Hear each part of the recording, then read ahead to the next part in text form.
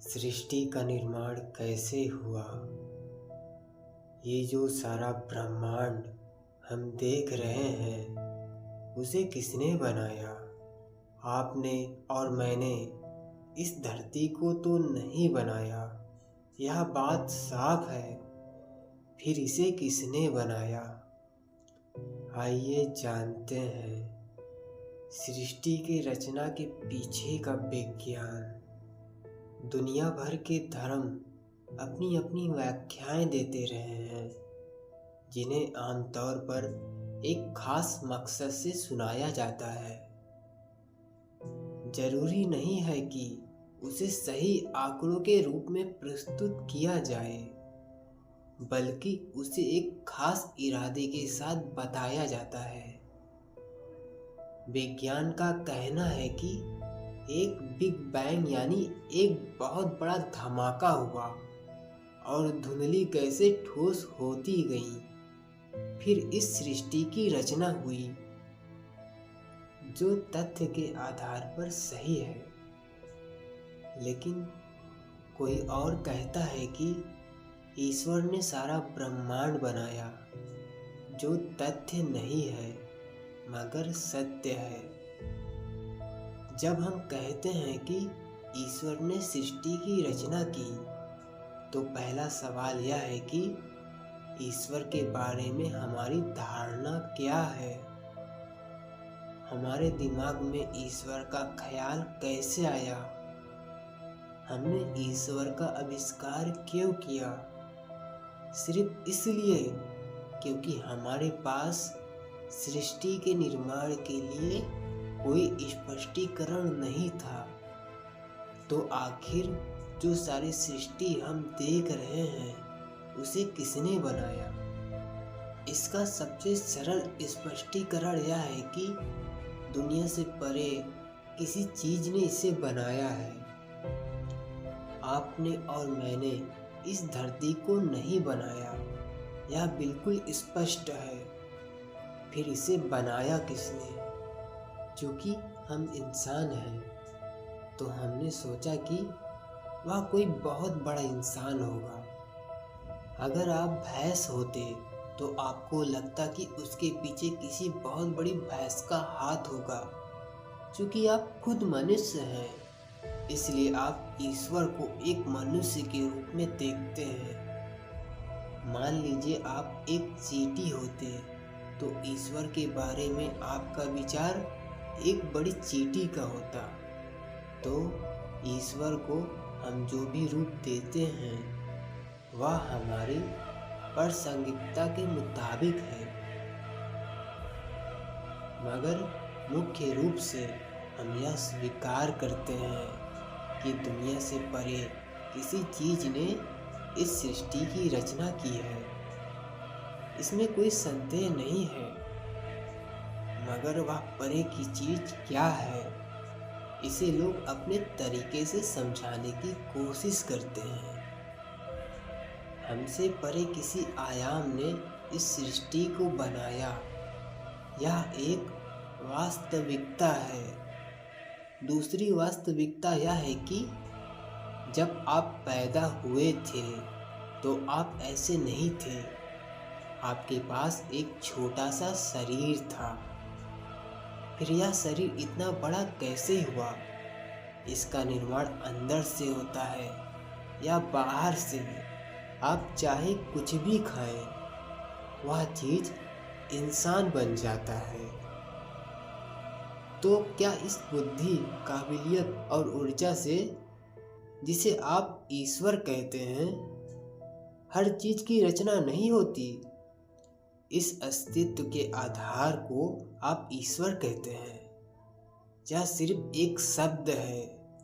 आप चाहे उसे ईश्वर कहें, शिव कहें, राम कहें, चाहे जो भी कहें, मुख्य रूप से वह इस सृष्टि का आधार है, जिसके लिए आप उसके सामने झुकते हैं, क्योंकि वह आपसे परे है। तो क्या वह अभी आपके अंदर भी सक्रिय है। आपके शरीर के अंदर आपका लीवर जो काम कर रहा है, क्या उसे आप चला रहे हैं या कोई और चीज़ उसे चला रही है? जिस ऊर्जा ने इसे बनाया वही इसे चला रही है, आप नहीं। जो सृष्टि का आधार है वह यही है। अगर किसी पेड़ का बड़ा होना है, फूल का खिलना है और कुछ भी घटित होना है, तो उसमें वही ऊर्जा काम कर रही है। यह उसी की रचना है। वह क्या है? जीवन की हमारी धारणा बहुत मानव केंद्रित है। इसलिए हम सोचते हैं कि ईश्वर एक बड़ा और महान इंसान है। मगर ऐसा सोचने में कोई बुराई नहीं है, क्योंकि वह हर चीज में है। इसलिए जब आप देखते हैं कि वही ऊर्जा हर शरीर में सक्रिय है, तो आप हर किसी को देखकर सिर झुकाते हैं। आप जो ईश्वर के साथ करते हैं वही हर किसी के साथ करते हैं। अगर आप किसी व्यक्ति को देखें तो आप उसे पसंद या नापसंद कर सकते हैं। अगर आप किसी के शरीर को देखें तो आप उससे आकर्षित हो सकते हैं या उससे नफरत कर सकते हैं। अगर आप किसी के मन को देखें तो आप उसे स्वीकार या अस्वीकार कर सकते हैं। इसलिए पहली चीज़ यह है कि आप स्वीकार करते हैं कि जो सृष्टि का आधार है वह हर इंसान में है। इसलिए आप उसके आगे सिर झुकाते हैं। इसलिए आप सिर्फ किसी व्यक्ति विशेष के आगे ही सिर नहीं झुकाते, बल्कि आप किसी गाय, कुत्ते, चींटी, चट्टान या पेड़ को देखते हैं तो उसके आगे भी सिर झुकाते हैं, क्योंकि सृष्टि का स्रोत हर चीज में सक्रिय है। सृष्टि के पीछे की बुद्धि यहाँ भी मौजूद है। अगर आप सोचना चाहते हैं तो एक तरीका यह है कि ईश्वर वह ऊर्जा है जिसने हर चीज की रचना की। सोचने का दूसरा तरीका यह है कि ईश्वर वह बुद्धि है जो हर चीज को बनाती है, क्योंकि उसकी बुद्धि अद्भुत है। इतने सारे विज्ञान के बावजूद हम एक पत्ता नहीं बना सकते। हम वास्तव में एक परमाणु तक नहीं बना सकते। इसलिए सृष्टि के पीछे की बुद्धि इतनी अद्भुत है कि अगर आप बुद्धि के प्रशंसक हैं तो उसे बुद्धि कहेंगे। अगर आप ऊर्जा के प्रशंसक हैं तो इसे जबरदस्त ऊर्जा कहेंगे। अगर आप आकारों और रूपों के प्रशंसक हैं तो आप इसे पुरुष, स्त्री या और कुछ कहेंगे।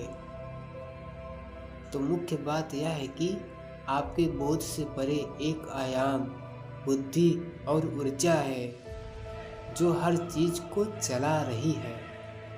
मगर वही ऊर्जा, बुद्धि और काबिलियत आपके अंदर भी है। इसलिए वह आपके बोध के परे भी नहीं है। अगर आप चाहें तो उसका अनुभव कर सकते हैं, मगर उसे समझा नहीं सकते। व्याख्याएं मूर्खतापूर्ण हैं। व्याख्याएं और दलीलें अपने अहम को संतुष्ट करने के लिए होती हैं, मगर उसका अनुभव करने में हर इंसान सक्षम है।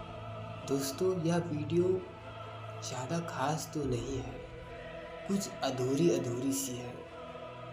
फिलहाल आपको यह वीडियो कैसी लगी हमें कमेंट में ज़रूर बताइएगा, और अगली वीडियो के लिए चैनल को लाइक, शेयर और सब्सक्राइब कर नोटिफिकेशन बेल को ऑन कर दीजिएगा। Thank you so much for watching this video.